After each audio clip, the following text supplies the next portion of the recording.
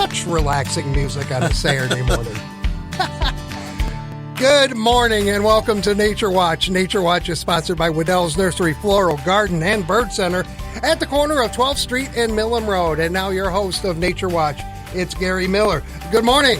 Good morning. It's a dry one. Oh, my goodness. Well, yeah, as far as rain. Right. But as far as humidity in the air, not so dry. Yeah, I noticed that yesterday. Trust me. Well, I'll tell you what. South of Minneapolis and into eastern Wisconsin, they're getting drenched. It's coming nowhere near here. Send some our way, please. Yeah, we need it here. I was watching Scott Larson's forecast this morning, and the computer models are showing that we might get a good chance of maybe rain, and the model is saying maybe an inch or more by Monday, Tuesday, when we have the 40% chance of rain. I'm going to believe it when I see it. I think typically you're coming in taking off heads this morning, aren't you? I'm not blaming Scott. But the computer models, it always seem they don't take into account our lake effect we have. So we get lake effect in the wintertime. In the summertime, the lake does the opposite, and it seems like those storms come across Lake Michigan, and they hit the Michigan shoreline, and they maybe come in a little bit, and then they disappear. It's the Kalamazoo Triangle. It is. It's got to be. And actually, Holland is probably hoping they get some rain. Yeah, we were talking about that last week. Holland, and actually, they're worse this last week. So, yeah. Right around the city of Holland, they have received 1.91 inches since June 1st. That's more than 70% less than average, and it is the June and July are now the driest on record for that 2-month period since record keeping began. The other close second place was in 1930, where they had 2.11 inches. And it's interesting because we've had rains elsewhere. Battle Creek has had, in that same window, 11.32 inches. Well, they're out of the triangle. The 13th wettest June and July on record. Grand Rapids and Holland have, respectively, deficits between 5.5 and 7 inches right now for the year. Battle Creek and Kalamazoo areas have a surplus since January 1st of 2.5 inches or more. It doesn't seem like it, though. But it's just on the surface. Most of it came so hard and fast, and if you dig down, that soil is very, very dry. And we have not had a true Kalamazoo-style winter in a long time where we're shoveling snow for months and months. And so the abnormally dry and moderate drought conditions on the drought monitor expanded minorly this last week. But they added that severe drought area right around Holland, and it's probably going to keep growing unless we get some good rains here the next 3-4 days. I'm hoping we get some. So everybody needs to be doing rain dances this weekend, and stay hydrated when you do that because you're going to probably work up a sweat. Oh, there you go. All right, I'll tell you what, you can join us on our show, 269-382-4280, if you have any questions concerning nature or weather or the whatnot. 80373, you can text your questions over as well. We'll give away a trivia card in a few moments here. Yeah, so I was looking at the forecast a couple of days ago, and they were showing what the dew points are going to be for about the next week plus. Upper 60s to low 70s, which gets it almost into the oppressive stage, at least uncomfortable, according to the official terms. But if you use the muggy meter that the Michigan storm chasers use, between 65 and 70 is air you can wear. Mm-hmm. 70 to 75 is disrespectful. Mm-hmm. And 75 and higher is unfathomable, which I think those are more descriptive than the Weather Service terms. Yeah.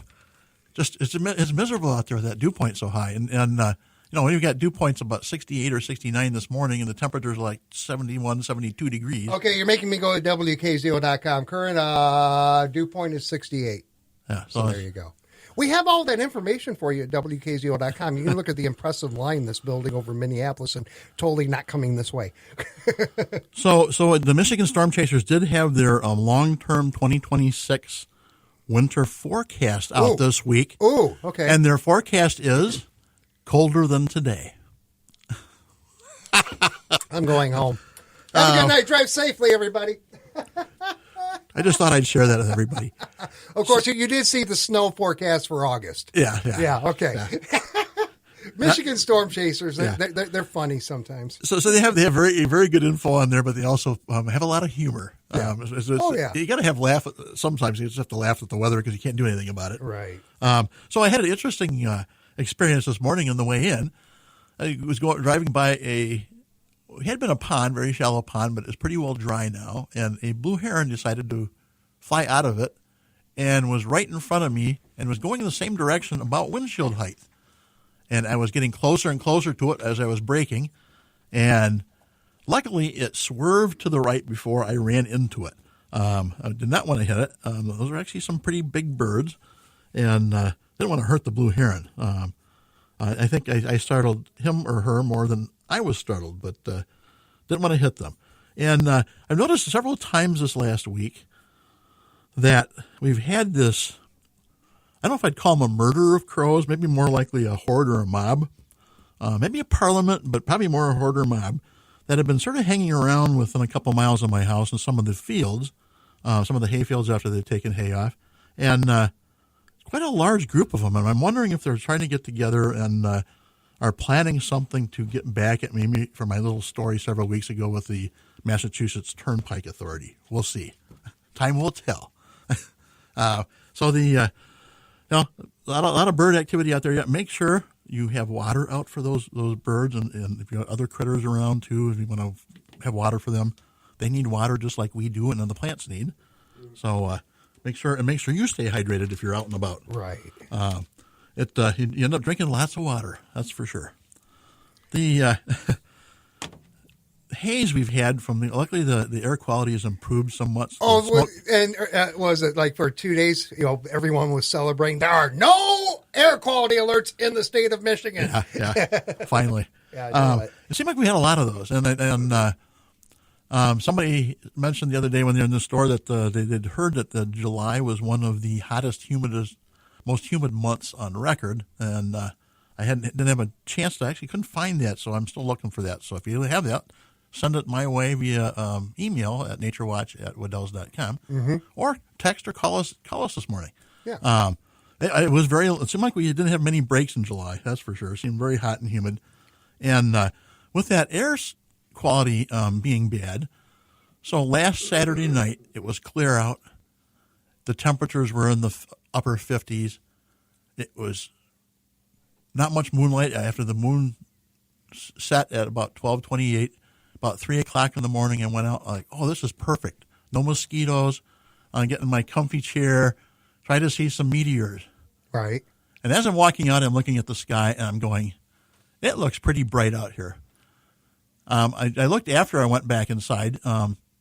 The air quality was in the unhealthy stage, the red category.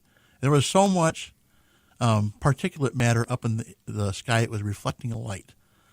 Actually my wife came out for a while too, we saw two that we could see that were really bright ones in 40 minutes. The air quality was so bad, I finally gave up. Right. It was like everything else is perfect. You don't have the moonlight, the mosquitoes are not out and about. Tuesday night, it was clear again. I thought, well, I'll try it again. I was off Wednesday. I could take a nap later on, catch up on some sleep. And the air quality was better. It was just in the unhealthy for those sensitive individuals. So a little better air quality. Saw one. One. And so right now, we're in full moon. Did anybody see the sturgeon moon last night when it came up? It was a big orange globe. It was fantastic looking. And so the sturgeon full moon. So with the moonlight right now, it's going to be difficult to see, unless you're in a very dark sky area, to see any but the brightest of the meteors. And we're coming up on the 12th and 13th, which is the peak of the Perseid meteor shower. Mm-hmm. And moon isn't going to be very participating this year. So a lot of moonlight, unless you can find any dark sky somewhere that you don't get any other light, and you might be able to see more of those bright ones. But all the faint ones and the numbers that you can see typically are not going to be easy to see those. Now coming up, and it's a big deal across social media. August 12th and 13th, there is a prediction of 1,000 meteors to hit Earth at the speed of 150 per hour. Well, it's not speed; it's just the amount. The amount of 150 per hour on August 12th and 13th. Yeah. So but we're not going to be able to see them because the moon's going to be too bright, even though it's waning from the full moon. And the years when we don't have moonlight and you get that dark sky, you can see that many an hour, 100 plus in an hour, because a lot of them are very faint. You get that little almost particle dust speck. But if you get that dark sky, you can see those. With the moonlight this year, it's going to be difficult. And I see the forecast, we're going to be maybe some partly cloudy skies most nights.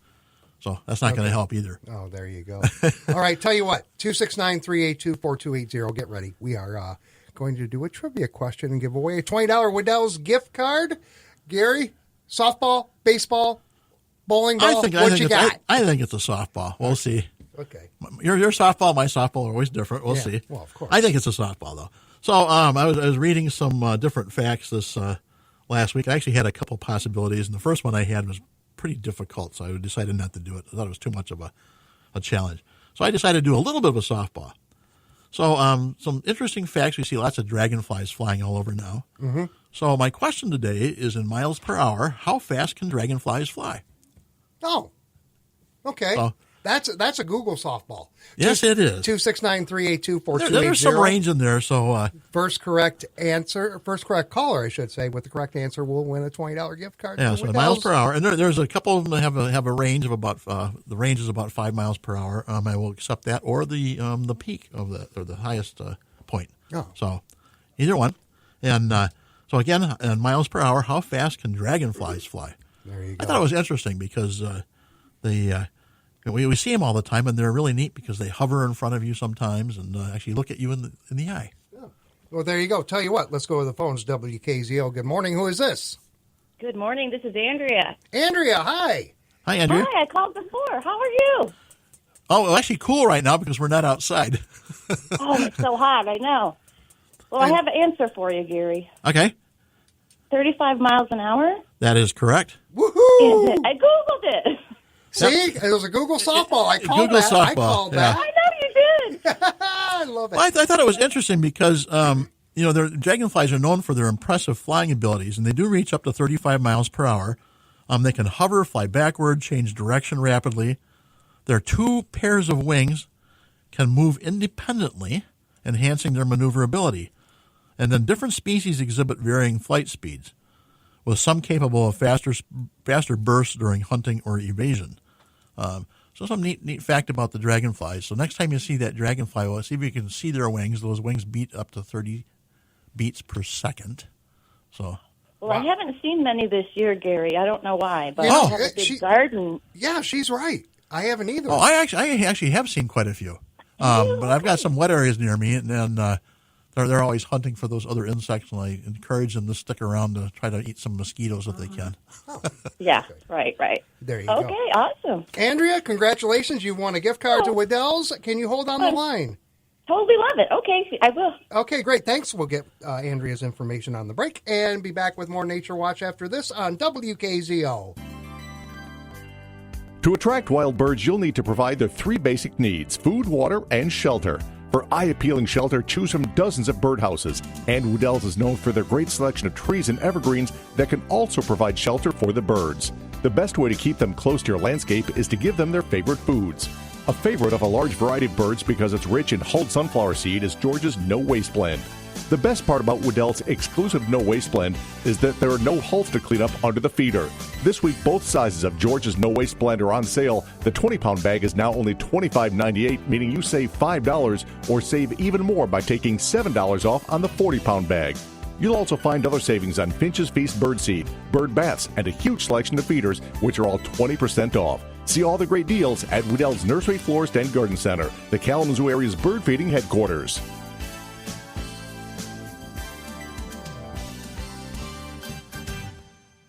The station that makes you feel like home when you're listening to Detroit Tigers baseball. Been the home of the Tigers for over 75 years. 590 and 106.9 FM. WKZO. 5:45 this afternoon.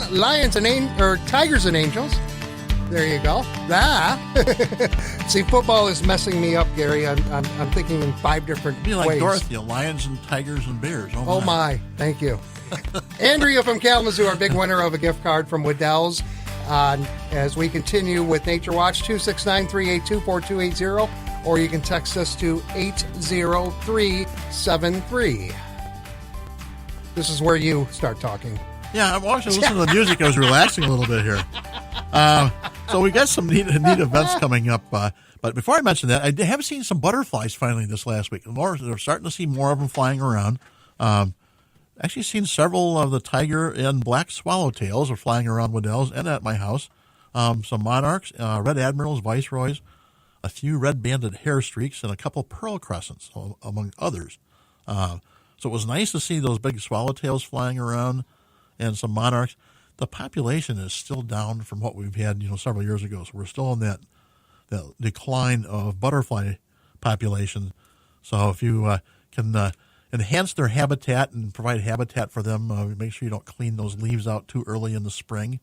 And those beneficial butterfly and moth cocoon and they can hatch out. Obviously, the monarchs migrate, but we still want to have habitat. So that brings up a good point with monarchs. Their larvae feed on milkweed, and you want to make sure it's the native milkweed, not some of the Asian or some of the even vining milkweed. The larvae will try to feed on there, but they won't survive. So just common milkweed, swamp milkweed, butterfly weed.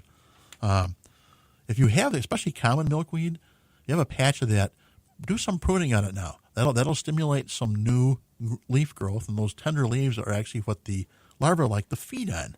And so you'll get a better population. I know our milkweed, one of the milkweed patches had at least one larva on there that was about an inch long a week ago. So we'll keep watching that and make sure it can survive. Some neat events coming up. This next Wednesday, Kellogg Bird Sanctuary that has their monthly Birds and Coffee online chat, and it's going to be with Lisa Duke, the Bird Sanctuary manager, and she's going to be talking about raptors, red-tailed hawks versus red-shouldered hawks, osprey, and eagle. That is from 10 to 11 on Wednesday, the 13th, and that is via Zoom, so you need to link in register before so you can get the Zoom link. Just go to the Bird Sanctuary and look at their calendar. Those are actually fun to attend via Zoom, and you always learn some neat facts in that. The Kalamazoo Nature Center and their partner program with the Kalamazoo Astronomical Society next Saturday, the 16th, has another observation session at the Nature Center, and they're going to be highlighting the super summer star clusters. That's from 9 p.m. to midnight, and so if you have a chance, check that out. Might want to check their website beforehand if there's clouds or something to see if they postpone that or cancel. Right. And coming up next Sunday, so I'm making some plans ahead, the Bird Sanctuary, again, has a free admission day. And so they're going to actually have a free admission day all day at the Bird Sanctuary from 9 to 5. Mm-hmm. And at the Kellogg Manor House, free access from noon to 3. And if you want to stick around from 3 to 5, the Manor House is going to have a free community lakeside concert featuring the Serial City Concert Band. So might be a nice, fun outing to do if it's not too hot. And don't get to see the Manor House very often. And you get music. You get music and go out and see go visit the hike around the bird sanctuary, look at all the different birds that they have there, and then relax and have some music. I need to get some more live music into me. I just haven't done it really this year. Those are all free. And then coming up a week from next Sunday, so 2 weeks from tomorrow on the 24th, Bee Palooza at Michigan State University. The Department of Entomology is hosting that, and that is at the MSU Horticultural Gardens. So just Google Bee Palooza and MSU, and you'll find the link to that. Bee Palooza. Bee Palooza. The headliner, the killer bees. Yeah. There you go. So they actually were describing it. So the Bee Palooza pollinator celebration is back for another unbelievable fun afternoon. Okay then. But they have all sorts of neat things. They're going to have people that have keep bees and some beekeepers and that. They're going to have all sorts of fun things for kids to do. They're going to have a pollinator-featured ice cream. So I'm guessing that's probably from the MSU Dairy Store, which is worth the trip in itself. Can you hear the buzz? Yes. Just saying. See, we're trying to outdo each other. That's what's going on here. And actually, if it's a hot day on the 24th, it'd be a good time to get some ice cream too. Ice cream would be refreshing. Oh my goodness! All right, if you want to join us, 269-382-4280. We have just a few moments left, not long, but if you want to join us and talk nature or whatever you want to. And so I'm going to talk like I usually do about some invasives. So I noticed Wednesday I was driving around in the eastern side of Kalamazoo along Sprinkle Road, and actually all the way down to Vicksburg, and there was numerous sites that I saw that had Tree of Heaven in bloom right now. So if you're not sure if you have Tree of Heaven, the leaves look somewhat similar at first glance, like a leaflet cluster of black walnut or sumac. But right now the Tree of Heaven blooms are pretty visible and pretty easy to spot. If you have those in your yard, take them out, please. That is the preferred food for the spotted lanternfly, and it hasn't made it to southwest Michigan yet. But we're trying to do everything we can to keep them from spreading, and if we can maybe eliminate that, maybe that'll slow the spread down considerably. So if you're not sure, ask. If you need assistance getting those, check with the BCK. That's the Berry, Calhoun, Kalamazoo County. It's for the Cooperative Invasive Species group, and the SISMA may have. Is that CISMA? So BCK SISMA. If you go to their website, they may have some assistance. I don't believe they have anything right now program-wise for Tree of Heaven, but ask. Never hurts to ask. They may have something. I know they have some of the other invasives that they have programs for. I just happened to see that, and I'm like, gosh, I really want to mention that because we need to try to control these invasives. The DNR and Eagle with their invasive news releases this year. The golden oyster mushroom is now in Michigan, and these are the mushrooms that have been used in the restaurant industry considerably. They're usually one of the mushrooms that people that want to grow their own mushrooms do. And they're not sure how they escaped, but they are out in the upper Midwest. And so if you're not sure what they are, go to the invasives, Michigan Invasives website, and they will have photos on there.